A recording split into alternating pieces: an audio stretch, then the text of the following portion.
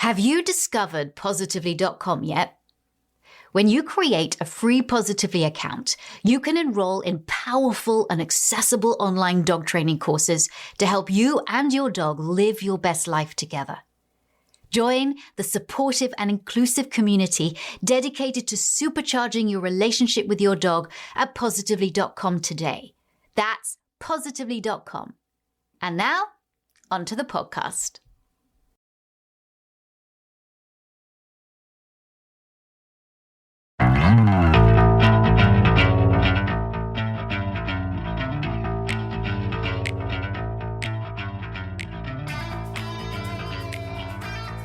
I wish you could see, if you are just listening on the podcast, my next guest, because she always has the most amazing glasses on.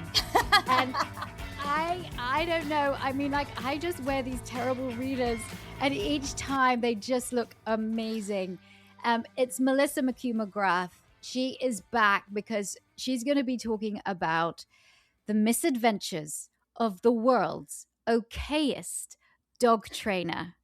And I know that you guys, certainly those of you who listen to the podcast, have heard Melissa speak before, because yes, she is the one that has spoken at my dog behavior conference, and has spoken about her experience with the most, I guess, these dogs, I could call them heroes, but they were the most unlikely heroes sniffing out invasion, which she will tell us a little bit about, and how these 6 dogs were sort of taken from all of these like really quite major behavior problems that they had or issues that they had, and became sniffy heroes. I mean, truly incredible. So we are going to talk about that, but we are also going to talk about this book. She is a dog trainer, an author, a VSA faculty advisor. She is a VSA favorite. Welcome to this podcast. Hi, I'm so glad to be back. I'm so glad you're back now. I love the cover, and because I know the book is going to be available, or is already available actually. But I'm excited for my copy, Misadventures of the World's Okayest Dog Trainer. It is literally the graphic of a dog lifting its leg, peeing into a cup of coffee. And I'm like, really? There you go. For people who couldn't see this, yeah, there it is. Yeah, I mean, and only Melissa could you have that. But if I saw that book on the shelf and I didn't know who you were, I would buy it in a heartbeat. Oh, yes, that means a lot, because I knew I was taking a gamble with this cover. And Lily Chin, I don't know if you've had the pleasure of meeting with her. Yes. She's I've seen lots of her books, and yeah. She agreed to do this cover for me. And so when she did the art and everything, and I gave her some ideas as to what I would like to see, when she sent that back, I still laugh, because what she did was she took my dog and put him on the cover peeing into the cup. That's Captain. And so that's brilliant. So it's just got this extra layer of just like hee like, and that is something he would do. Oh my gosh. I think I love it because it's so cheeky. It's so cheeky. And all of us who love dogs can look at that and go, yeah, I got that. I know a dog like that. Or okay. So tell us about this book. Tell us why you wrote it. And then I kind of want to get more into the weeds of it and to talk about some of the things that you discovered while you were writing it. Sure, absolutely. So this book actually it was inspired entirely by my very first VSA student, Zoe. So I actually just got my first 2 copies, and I signed the first one, and I have to put it in the mail to her, because this book wouldn't have existed without her. And she had asked me, she was like, so what is it that I need to know? I think it was like the day before her last test. And this was before like everything was online. So she was in person with me, right? And had been with me for 6 months. And there's something to that relationship of being with someone like face to face in person we literally had to push a FedEx truck that had gotten stuck like in an ice storm, like on our way to a behavior case. Like, we got it. We're from New England. We're just like trying to push. And then he's like, thanks. So like when you kind of go through something like that with a person, it just forges this cool relationship. And she had asked me the night before her final exam, like, what do I need to know? And I'm like, well, definitely brush up on learning theory. And she's like, no, not that. What didn't they tell me? And I kind of sat there for a second, like, well, what does she mean by that? And then I realized she meant like all the things that she had been seeing in my private cases, maybe walking into a hoarding case, behavioral euthanasia, like what that feels like when you're face to face with someone like that or having to discuss rehoming, but also just like the out of left field hilarity that comes when you're in people's most intimate spaces. Yes. Yeah, there are just so many things. So like each chapter, I wanted people who are coming into this industry to get a behind the scenes look at what I do, what you do, what people listening to this do, because it really isn't just the textbook stuff. It's the people. And anytime you add a new people, that is a new wild card to the equation for better or for worse. And so each chapter is like your worst case, your humpiest cases, your brush with sexism, your this, your that. So I want people like you, if you get a chance to read it, to like think back to those cases that you have that are under that umbrella, because these ones are mine. But I think if like a bunch of dog trainers are sitting at a table, we're all going back and forth with these cases, the ones that are at the forefront of our mind, and the things that happen to us with these people and these dogs who we love dearly. And so that's what this is. And I hope it can help people who are curious about working with animals find their way, if not in this industry, maybe in a parallel industry, and be a little better prepared.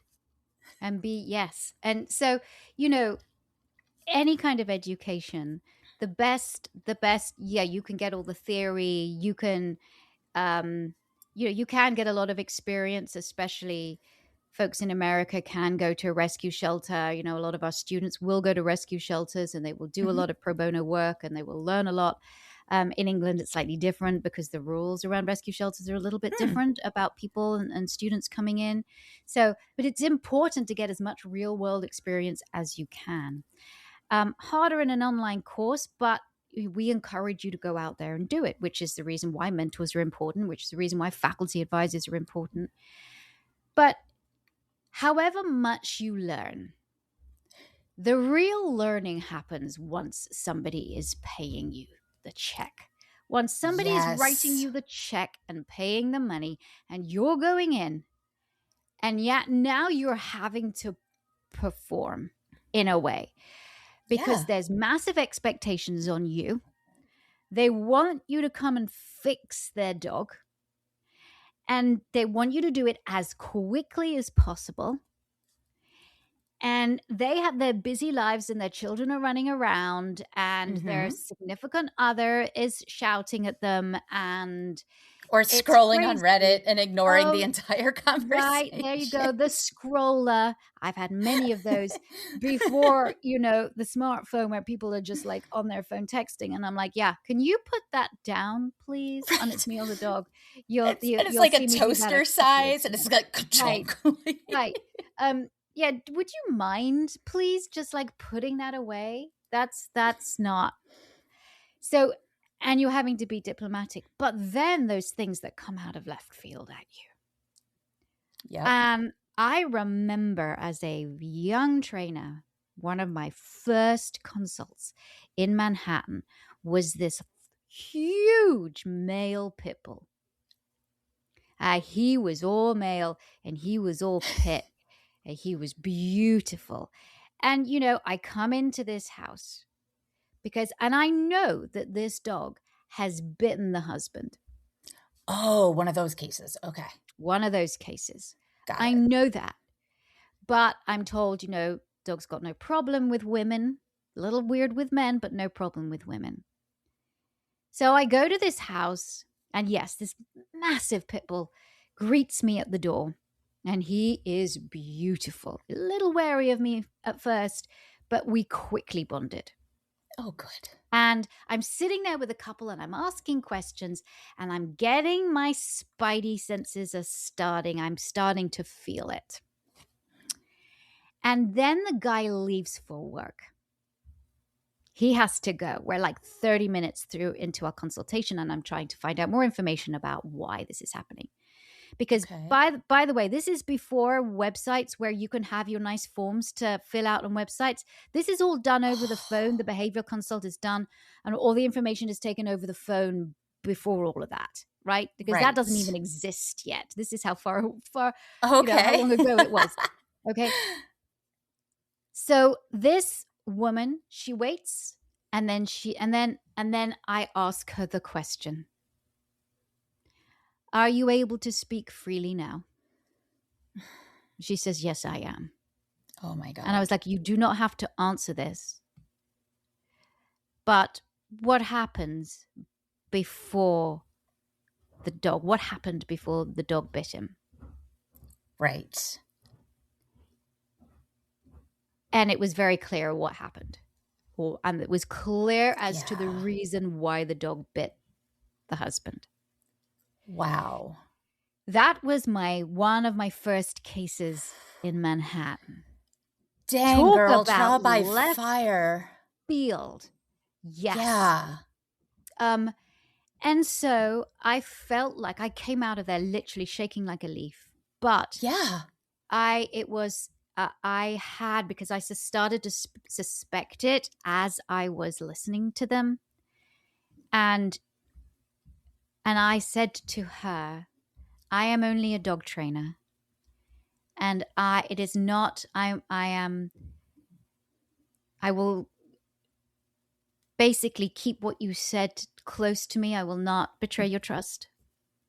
But I do advise you go seek help. And that is all I could do. And it is so I could hard help when other that's all you things could with do. the dog, but I couldn't.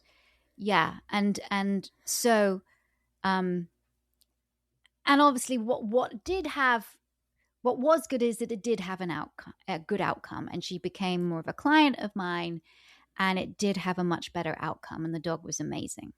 Yay. But that was one of the first ones. Oh, man, those first ones are hard too. Like, this one isn't nearly as serious. In fact, it's just one of those left field things that just takes kind of more of a comedy of errors turn. I go in and it's this family has this portrait of their golden retriever in the living room. And I'm there to meet their puppy, Gussie. And little Gussie's a little golden retriever. And I sit down and this couple tells me, like, well, we got Gussie because Gertie, and they point to this big portrait, died a month ago. And I'm like, oh, so I've got Gussie and Gertie. So like these are two very similar names. And so, and then they needed to get the puppy because their kids were coming home from college and they couldn't not have a dog in the home when their kids came back for Christmas. And so like you've got like all these layers, right? And so I'm sitting there and they're calling the dog by the name of the dead because they're so close. So then I start doing it and I'm like, oh no. Like it was just like, I'm like, oh no. And every time I misspoke, I'm like, I'm sorry. And now I'm confused and I don't know who's sitting in front of me. It's a cute puppy. They call me in because of all of the things that this puppy is doing. They get the one little thing is that she won't go in her crate. And so I'm like, oh, have you tried putting food in it? They're like, yes, we've tried this. We've tried that. They're giving me all the things. No. And I'm like, huh. And I think you might, I'm curious where you think this is going. But like, yeah. So I'm like, okay, well, can I see where she sleeps? Because we're now like 35 minutes in and I still haven't even seen the crate. I'm like, can I see this? And so I think they're going to take me into the bedroom. Luckily, they don't. There are some other stories in the book where I do go into the bedroom and there's weird stuff everywhere. Oh, gosh. And it's awkward. Oh, yes. Oh, yeah. We have seen some things. Mm-hmm. We have seen some things. And so luckily they did not take me to the back room. They took me into a dining room that's kind of become like a storage area, and kind of like there was a side table that had Gertie's ashes on the table. Yep, that's where you thought it was going. The tennis ball, like there was like a little newspaper clipping like framed there. And like everyone just walks into this dining room and they're so sad. This puppy's like, I don't want to go in there. She's basically in a basement bedroom under a funerary, like under a funeral parlor. And so I'm like, I think I have an idea. So I just like kind of moved the crate into the kitchen, and the dog's like, I love my crate, and goes running right in. Did not want to be like, everybody was so sad. She didn't want to go in. That took no training. That took no behavior consulting. It was just being a second set of eyes in that room while people are dealing with like this grief and excitement and like all of these like complicated interwoven emotions and feelings.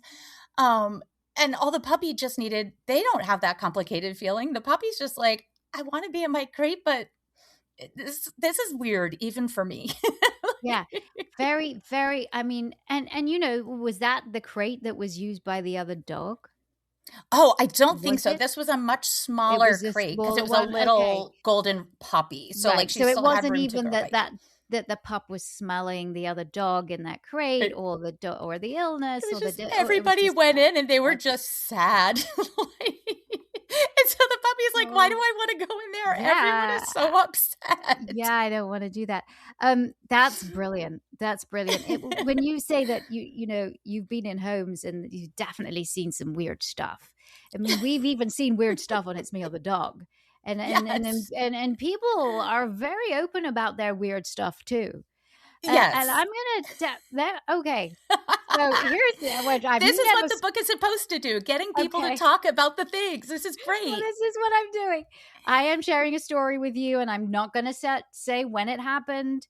But we definitely found ourselves in a house of disrepute, let me tell you. And it was, yes, it was. And okay, I am so focused when I go into homes, right? So focused, and I'm Yes. so focused on the dog, and focused on the issue, and focused on what I'm going to do. It's almost like I didn't see anything else. So we did a whole day of filming in this house, a whole day. It's with an amazing dog, an amazing person. And I'm like doing my thing, and we're doing this. And it's a beautiful big house. And I don't see anything that's untoward because my head's not even there. The next morning, my producer calls me up and goes, okay, we just found something out. They came in the morning and all the red lights were on. Oh.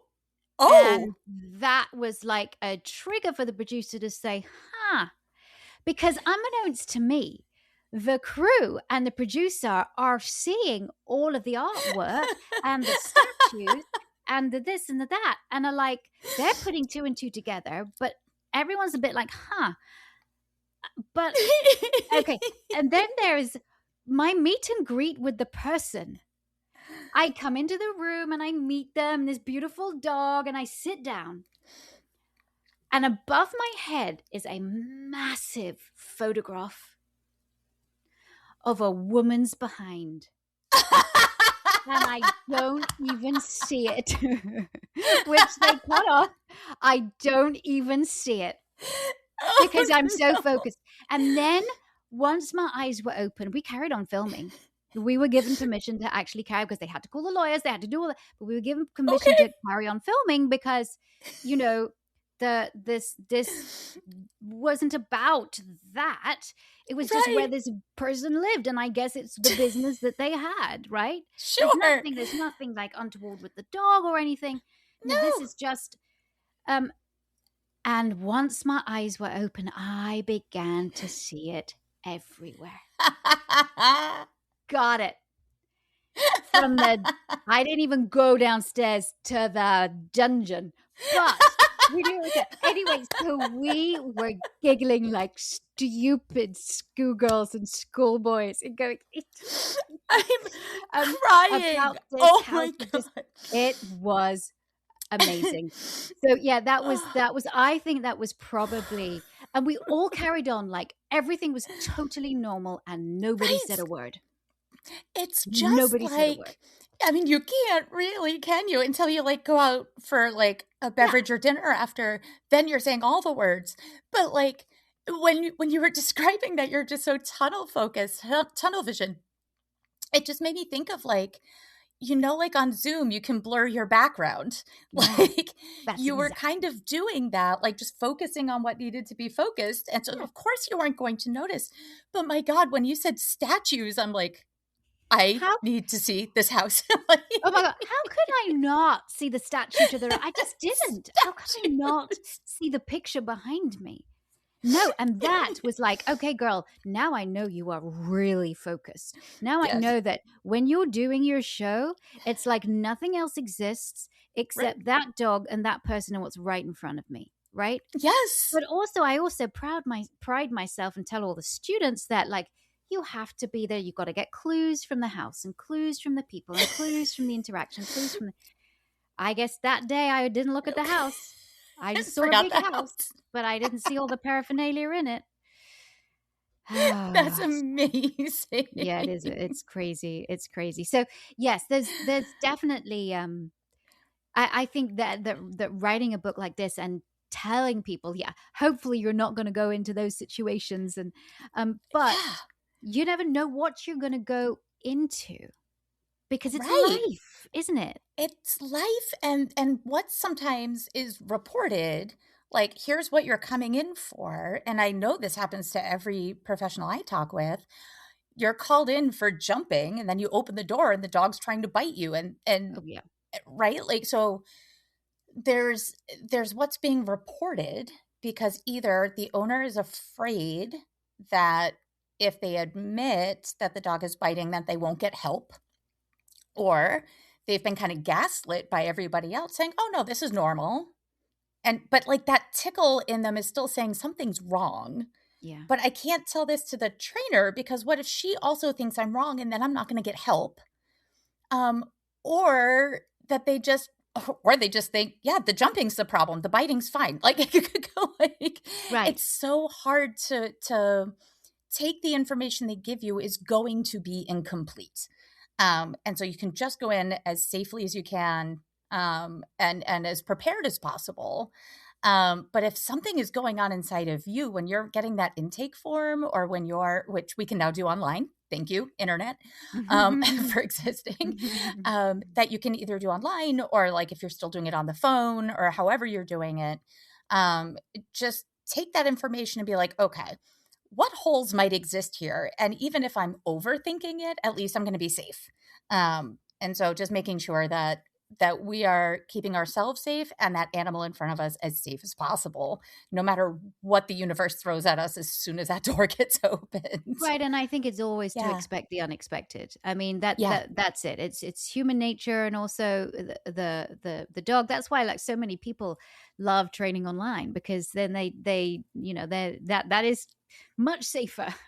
Not Yes, you 100% only safe, get but this, you get like the tiny Zoom room and right. that's all anybody has to see. Yeah. Yeah. Yeah. So that definitely helps. All right, we're going to take a quick break, and when we come back, I do want to talk about some other fascinating things that you have in the book when it comes to female dog trainers.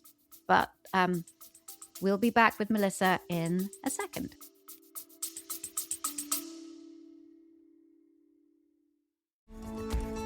Are you a dog trainer? Looking for pro learning opportunities that go beyond the usual? Click or call the Victoria Stillwell Academy at vsdta.com to discover which of our professionally focused courses are right for you. From foundational starter courses to our comprehensive Level 5 accredited pro dog trainer course, and even specialized courses in advanced topics like reactivity for professionals, VSA offers new and seasoned dog trainers unparalleled industry-leading learning experiences. Find out more and take a completely free preview course now at vsdta.com. That's vsdta.com. And now, back to the podcast.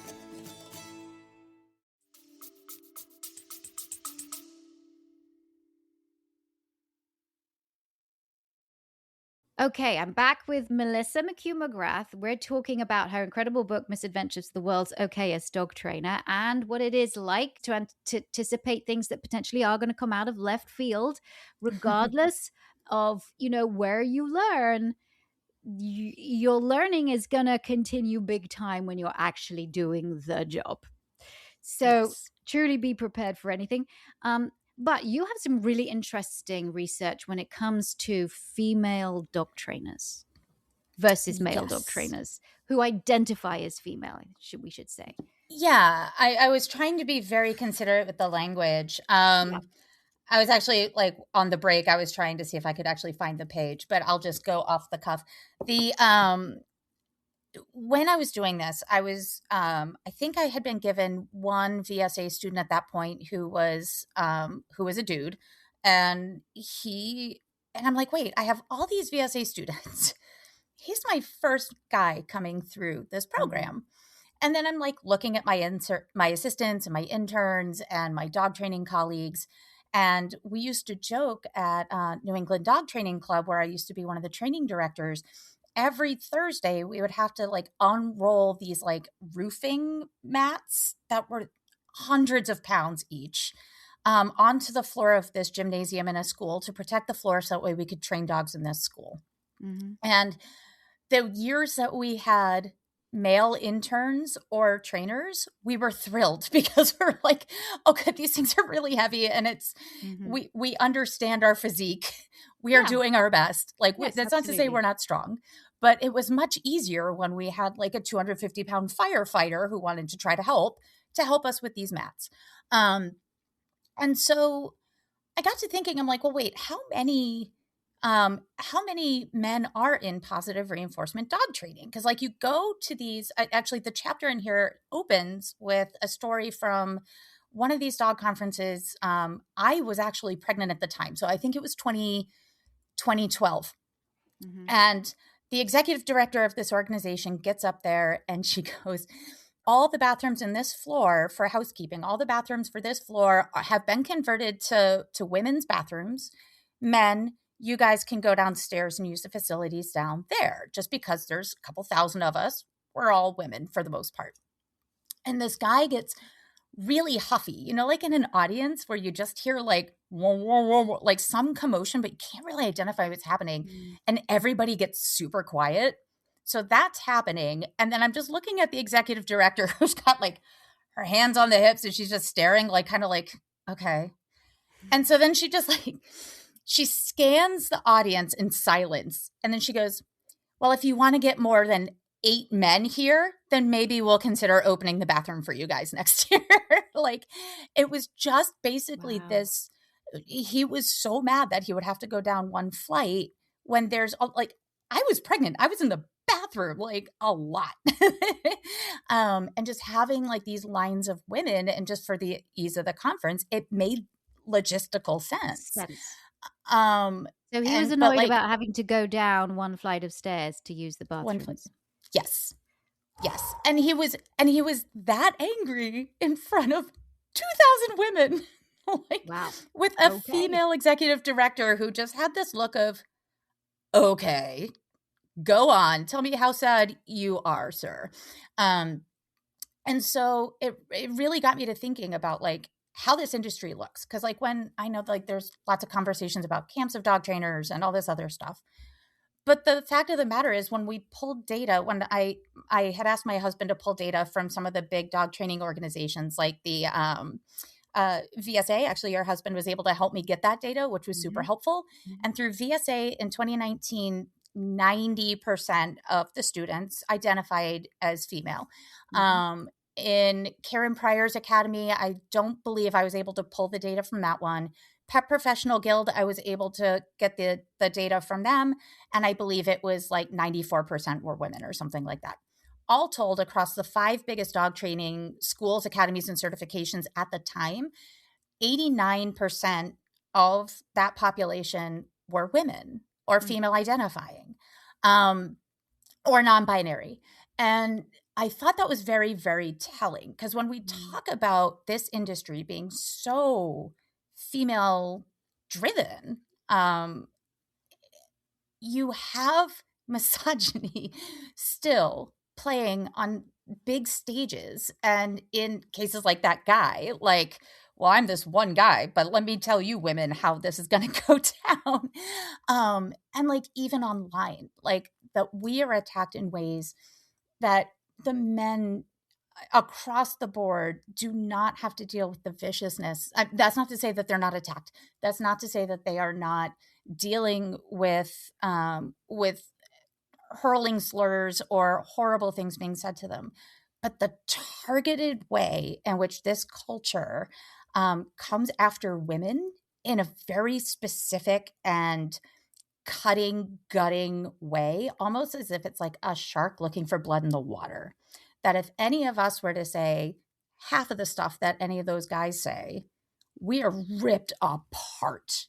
And then we are in the dog world, we are the what do you call it? Like the celebrity of the internet for that day for the bad reasons. And things get misconstrued and it gets really dangerous for women, people of color, non-binary, trans, gay, indigenous, anyone, people with disabilities or different abilities or physical challenges. If you don't fit the mold, even in this industry that is driven by women and is, to my understanding, generally supportive of the LGBT community and like these other communities, if it's still hard and we've built this, I don't know what the answer is to quote, fix it. This is a bigger societal problem and it plays out even here in a female dominated industry. And one of the reasons why I am one of the only female trainers that have a television show. Mm-hmm. There are other female trainers that have been involved in TV stuff, but a consistent, like, successful, large show that finished in 2012, came back again in 21 to 23. And I've done, obviously, other TV shows in between those times. But since then, there has never been another training show with a woman. Right. There have been, I did the Dog Academy where there was women and men, but I'm talking about something that is consistent and something that is large enough to go worldwide, but also to attract a lot of attention. Yes. Men, though, dominate that. And so even in the small pool of the dog trainers with TV shows, men dominate. Men dominate. So if you're talking about a training show with a single trainer in it, men dominate. There isn't another one with a female except mine. Exactly.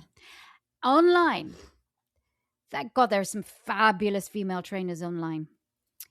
But the ones that have millions and millions of followers are the male trainers that train in a certain way, some of them brutally. And that is celebrated a lot by mostly other men. And I have to say by some women. Yes. So the misogyny patriarchy is also female driven too. Of course yes, it is. I mean, let's explore that. Misogyny being female driven. What do you mean when you say that? So when you see, there are cases where, and this has happened in my now new area here in Maine, positive reinforcement was not a thing when I was growing up. And so when I came back and saw that there was positive reinforcement in the area that I chose to live, I was over the moon.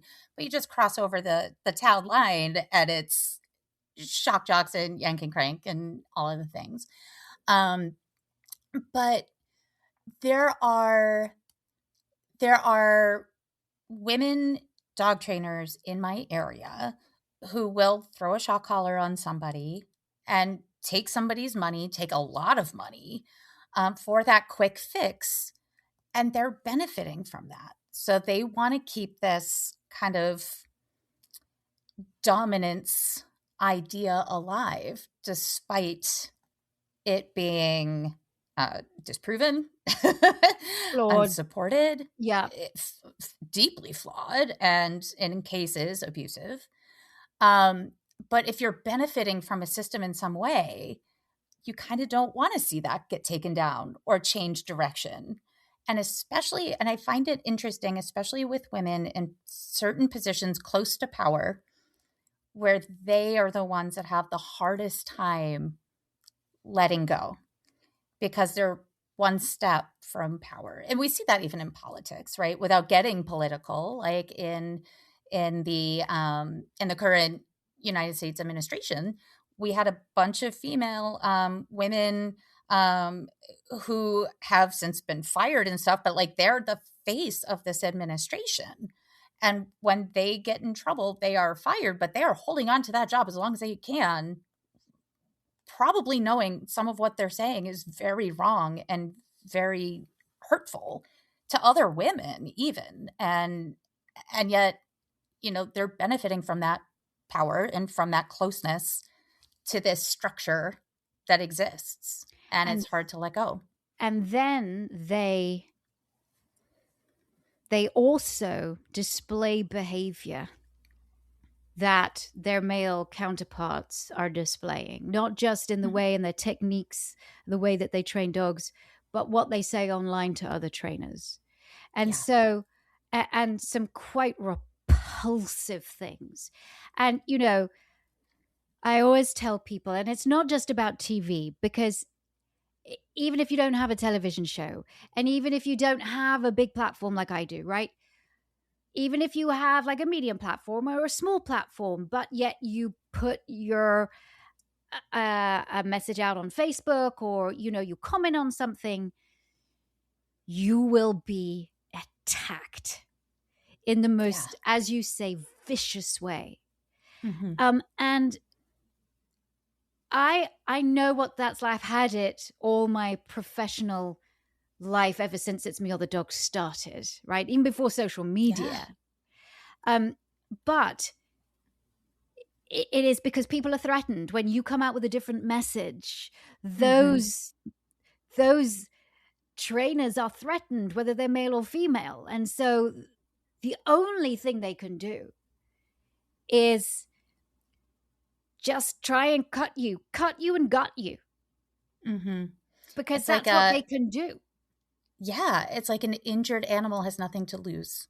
Right. And so when faced with facts or alternatives, it's like, no, this is a direct threat to me and my livelihood, and I'm coming out teeth bared. I'm coming out this, I'm coming out that. And, we know in this industry, the 4 quadrants, punishment, it can work. Oh, yeah. It can be very effective. And if somebody wants you to stop, like calling you a bitch is going to be way more effective to maybe make something stop than trying to meet you halfway and figure out what's going on. You know what I mean? There is no meeting halfway. And this brings me to this next kind of argument. There's a lot of people out there who kind of like are playing the balance game, not like a balance trainer, blah, blah, but they're balancing in between. Yeah, like let everybody just do what they do and just stop it. Stop. The positive camp is as bad as the balance camp, and balance camp is as bad as the positive camp when it comes to criticism and everything. And I say, wait a second, I'm calling BS to that. Yes, there are some positive trainers that are giving it large and are being completely inappropriate. But my God, the weight is coming from the other side, and it's mostly coming from men. And when you say that this stuff is dangerous, this is the crazy, excuse my French, shit that I get. Yeah. I am like, stories are made up about me. And the latest story that's just been made up about me is that I actually do in secret use stupidly crazy stuff, shock collars. I mean, are you kidding me? Because I heard from a producer or this and that. And that's just idiotic and insane. But when they put it out there, it becomes truth. And even when you say, that the team, the lawyers have to reply and say, this is defamation. You need to take this down, or you need to stop saying this because this is defamation. This is lies. They will continue to say, no, but it's true. And so then this shit becomes true. It's insanely, it's like that, hey, don't believe what you see. Don't believe what you see people do, but just believe what I tell you. Yeah. And that's what this, and then the other, which I know was put out by a male trainer in the UK, was a crazy thing that I had been sued for not being a real dog trainer. I was sued by, I don't know, some stories say I was sued by my production company. Other stories say I was sued by the Channel 4. And I'm like, and we laughed at it at the time because we were like, this is so stupid. But then it's kind of like gone overblown. And it's like, wait a second, people actually believe this. So, and then we just go, even though the reality out there is, if I was sued by my production company all those years ago, why do they still employ me? And as, there's late that, as 2023, that doesn't. And why did the network employ me again? Channel 4, like, it's crazy. It doesn't track, but people don't want to hear it because once they have something they can hold on to, if what you have said in the past, because you don't agree with their techniques, threatens them, or they're going to take it and run and blow it up. And that's when stuff gets dangerous. It's not so much when people come on and say, the crazy stuff that and bitch, for me, that's actually very mild for what these mostly male, but some female trainers are calling me from the balance community. Bitch is mild. That's almost like, we don't even, this is crazy stuff that comes down to me. And that's when it becomes, if I didn't have a great team around me, and if I believed this stuff and read it all the time, which I don't, my team does though. It's gonna gut you. But what about that trainer that has put their opinion out there? It's a good opinion. It's a well thought out opinion. And yet they are jumped on and literally slaughtered. What are they going to do? Right? Like, when you don't have support, and this industry can be hard. Like, I don't want people to walk away from this conversation and think we hate men or that we hate, no. It's just, but I think that it absolutely has to be something that is discussed because like, we deal with this daily as it is, being just women in the world. And then when you are a woman professional, even with like, going back to, like, there was a conversation I just recently saw about, we have to have, if shelters are going to be successful, executives have to believe their behavior and trainers who have ethical backgrounds if we're going to have these dogs be successful. So if we are 89 to 90% female or non-binary led industry, and those are the people who have certifications and have experience, and they're already doing the hard thing working in a shelter, and then they're saying, okay, look, this is a dangerous dog. This one is not actually going to be safe to put out into the community. I recommend behavioral and humane euthanasia for this suffering animal. So that way we can use our resources to help these other dogs that have quirks, but we can address whatever the case might be. And when that female professional gives that very hard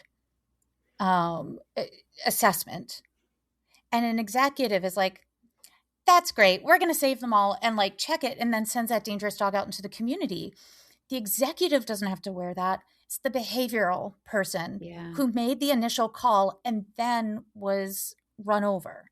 So every piece of our industry, because we are predominantly women or non-binary people in this industry, the culture of toxic masculinity ruins the party again is a saying I've heard from another podcast, but it's true. And Yes, it is it true. impacts every single facet. And that's why I definitely wanted to at least bring it up in the book, but also in conversations like this, because here we are, two women having this conversation, and some men are going to hear it and be like, oh my God, this has got to be really hard for you. And others are going to hear it and be like, oh, they just hate Yeah. men. Like, Stop instead of listening to what we're whining. saying, stop Stop whining. whining, They're on the guys. rag. No, They're- you're so like, oh yeah. I mean, yeah, they're right? gonna come up with some sort of, put down or whatever it Yeah. is. I mean, when we have our politicians doing it, I mean, like, Mhm. okay, free for all for everybody to do it. Doesn't matter. You can say what you like, Right. right? And there's not going to be consequences.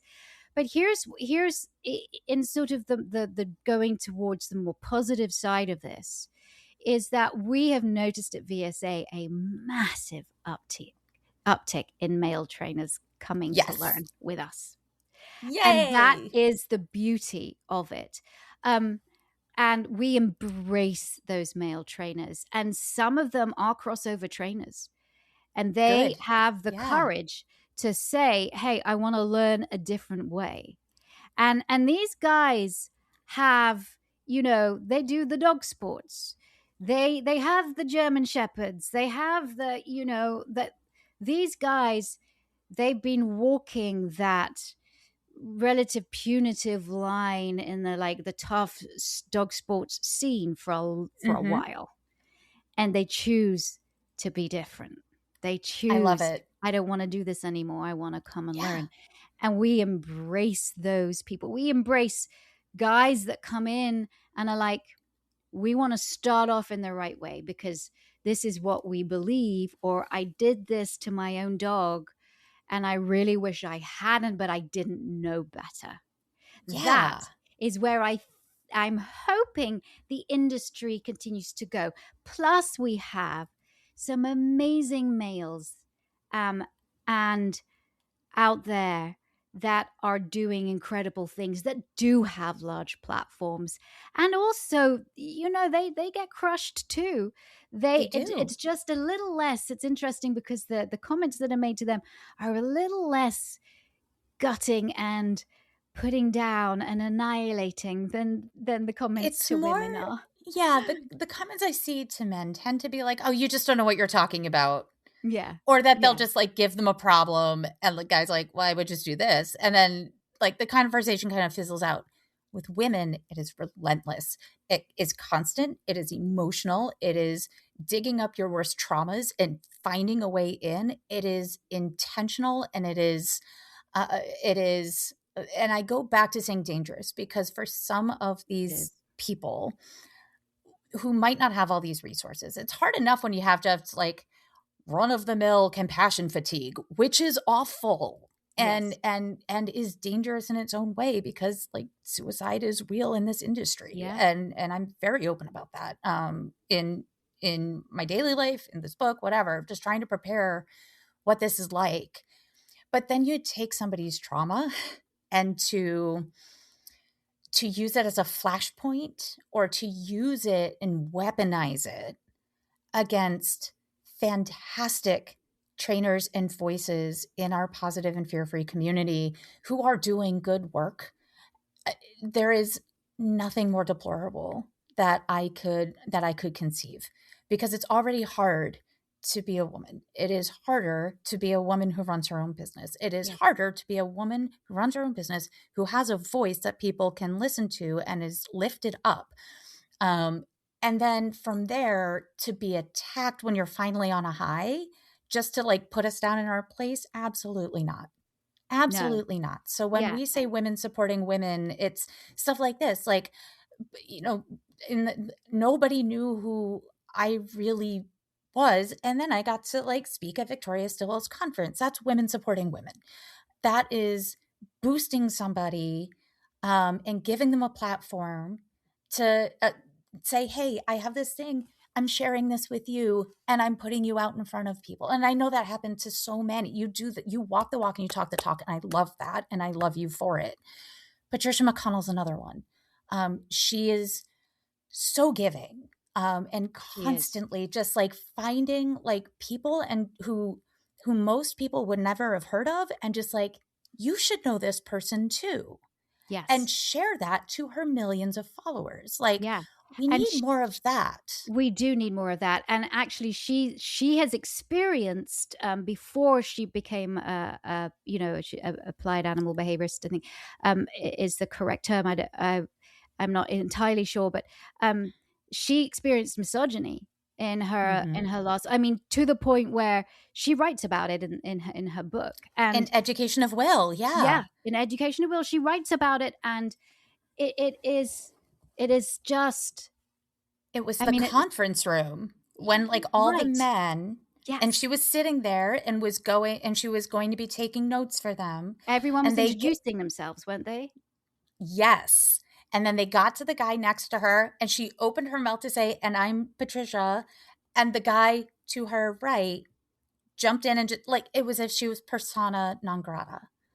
And I've seen women on stages, like in my dog training history, I got my certification in 2008. I've been training since 2004. Having seen in my lifetime doctors of animal behavior on stages, female doctors on stages, being belittled and targeted by men and being just kind of needled, and having them honestly say, oh, well, I'm just trying to get her goat, with other men standing there and other women watching this on the stage and just watching this professional just trying to like brush it off and keep going, because that's what we have to do, because we can't acknowledge it. We're basically in the most vulnerable position we could be. So we have to just like either that awkward smile, hee hee, and just keep going, or we address it and then derail an entire conference. Yeah. And then you're called the B. You're called the O. And she's a challenge. She's that you're the one that's called out. Exactly. So trying to find a way to like, we as women have been surviving this since we were born.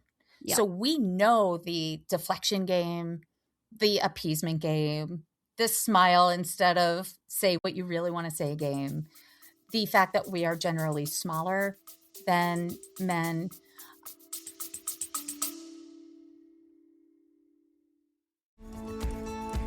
Are you confused by all the conflicting dog training info flying around the internet?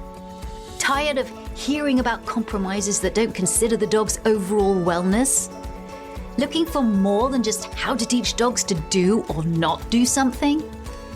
If you feel like there must be more to dog training than the same old tired arguments about tools and methods, you're right.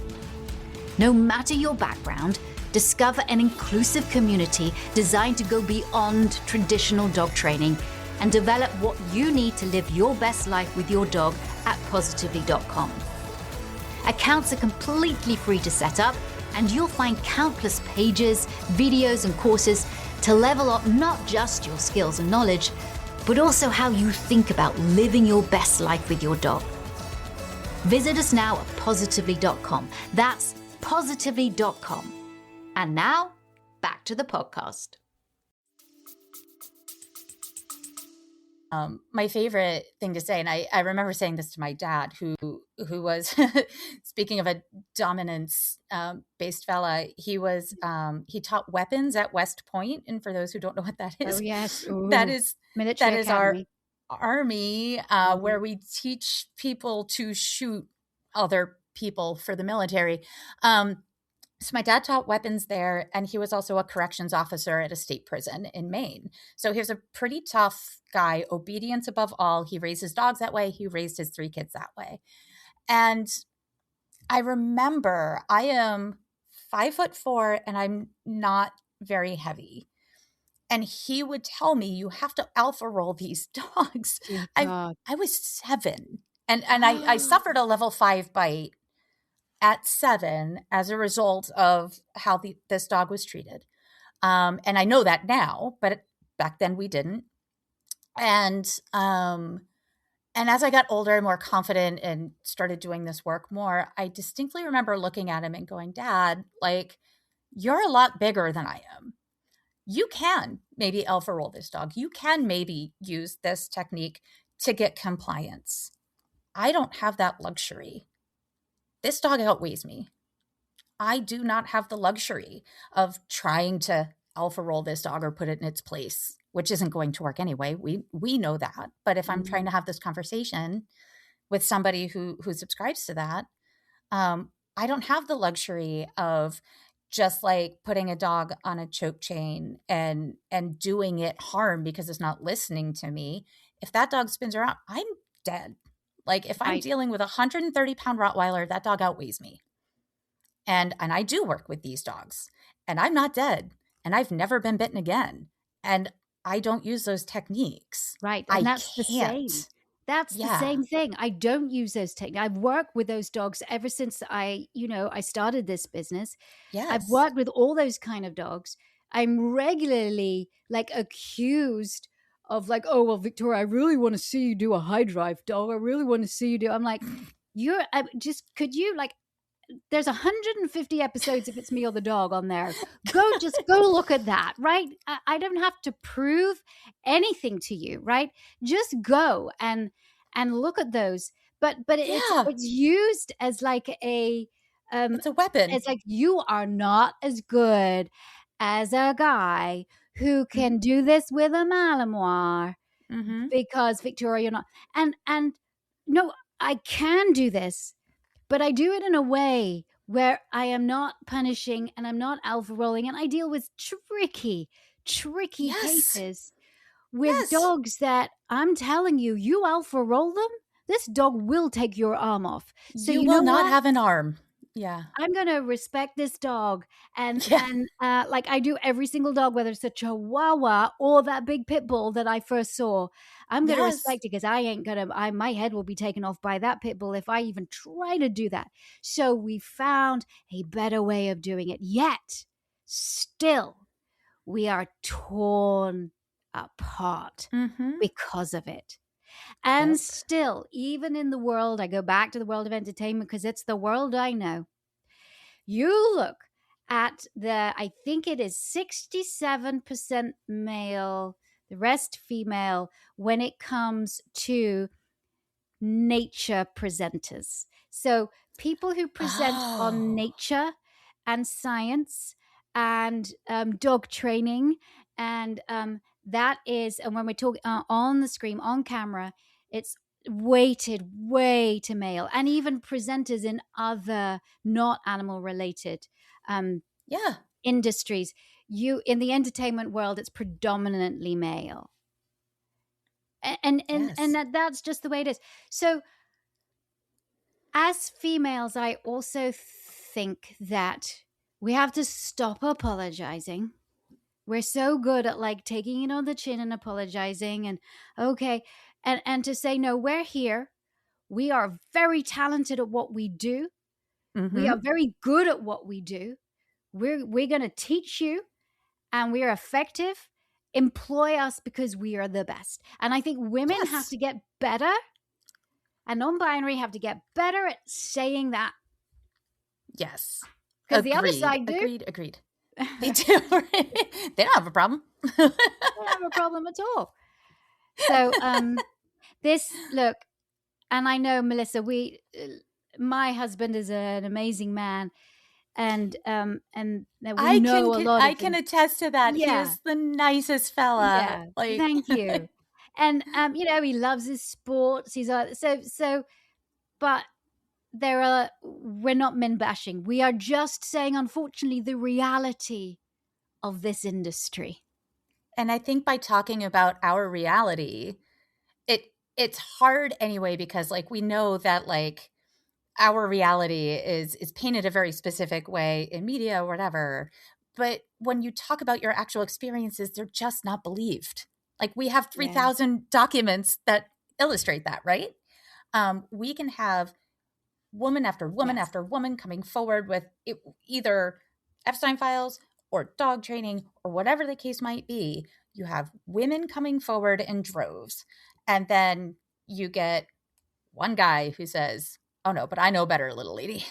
Like, And it's every facet of our existence. And it's that piece of it that I hope that's not the main takeaway in the book or in our conversation, but that is a huge piece of, like, if you're going to understand this industry, you have to understand who's in it, who is shaping this industry. And even with us shaping it, it is so profoundly unfair and weaponized against us. Yeah, it really is. And so what the solution to that is to be confident in yourself, stand up for yourself. Yes, be kind, but being kind doesn't mean you have to be railroaded by people that are unkind. You can still speak up for good and for truth. Yes. And also to stand up for each other. Yes. And to recognize if you are one of those women that are holding up the misogyny. Like, why? Take a look Ask at yourself why. Right. Yes. Yeah. Why? Ask and take a good look at yourself. Take a look at why you're holding up this pillar and who is it really benefiting? Because usually when those pillars fall, those are the first women to be taken out by it. Yes. And it's a bad place to be standing. Yes. When the building falls. It truly is. It truly is. And, I did see this, and we'll end with this, but I did see this really interesting post where somebody was saying about, the sort of divide in dog training is very much like the divide in politics right now in America. Yeah. Is that one side is definitely the more kind of aligns with more of the Trumpies. And then the other side definitely aligns more with the Democrats. I mean, and you know what? It's true. There's so much evidence to support it. It's true. And we're not just saying, oh, because you're Republican. No, like my mother-in-law is a Republican, right? There's a lot of wonderful people that I know that are Republicans and don't support what's going on now. So it's not 100%. necessarily that, but it's just, it's really interesting. It's that mindset. It's the extremeness of that mindset, and the deftness in which you can weaponize perceived weakness and do harm to somebody else. Don't do that, guys. Don't do that. Right? Yeah. Don't do it. Don't do that. No. Don't do it.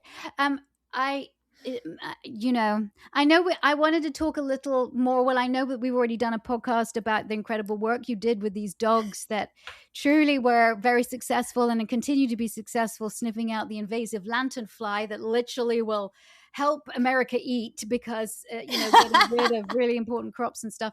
But we have run out of time. And Melissa, this book, Misadventures of the World's Okayest Dog Trainer, get it. Thank you so much for being a VSA faculty advisor, being a trainer, doing the amazing work you're doing now to really help save vast ecosystems. And thank you so much for writing this book and also, starting this conversation, which I think needs to grow. And I think women need to do better, be better at supporting other women. I agree. And in supporting other women, I would also just like to give one quick hat tip. I know we're running out of time, to both you and to Tiffany Lovell, who is at VSA. I asked people in this industry to write what they wish they knew before they got into this industry, and I used them between chapters. And I had a whole bunch. And my publisher had picked, of course, a brilliant quote from you and also from Tiffany Lovell as well. So thank you to you both for helping support me. And this is just one way that women support women. So thank you. Thank you. Thank you. You are very welcome. And yes, Tiffany, we adore her. She's amazing. And so are you. Thank you. Thank you so much for joining me. Thank you. That was probably one of my most very favorite podcasts that we've ever done. I hope that you enjoyed it, and I hope that you've learned a lot from it. And I hope that it gives you pause, and I hope that it gives you strength and confidence and takes you through, especially if you're female, non-binary, if you feel that you are bullied in any way or picked on because of your belief system. Just know that there's so many women out there that and non-binary that will support you. We're all here, and all you need to do is to reach out. Thank you so much for listening. You all take care.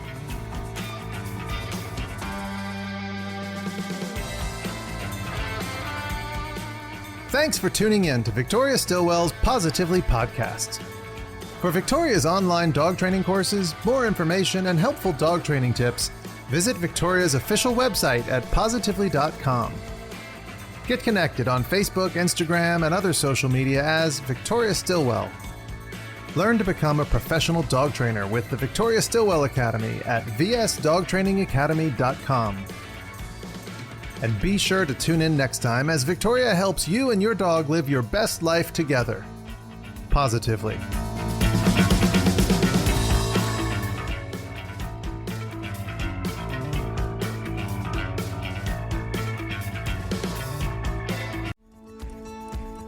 Are you overwhelmed by the world of professional dog training? We get it. There are so many different voices competing for the hearts and minds of people like you who just want the best for dogs and the people who love them. The good news is we're living in a golden age of understanding about not just how dogs think, feel, and learn, but also the importance of exploring and respecting the life experience and overall wellness of these amazing animals. But it can be tough keeping up with and making sense of all the labels: force-free, balanced, positive. And even when you identify the type of training that resonates naturally with you, people are telling you that positive training alone isn't enough. At VSA, we understand how hard it can be to navigate this world. And we're also at the forefront of rethinking what it means to be a professional in the pet industry working with dog behavior. And spoiler alert, it's about much more than just teaching dogs to do or stop doing something. So we'll make it simple. If you're looking to cut through the noise and focus on building or nurturing a career dedicated to serving the best interests of dogs and the people who love them, come talk to us at the Victoria Stilwell Academy.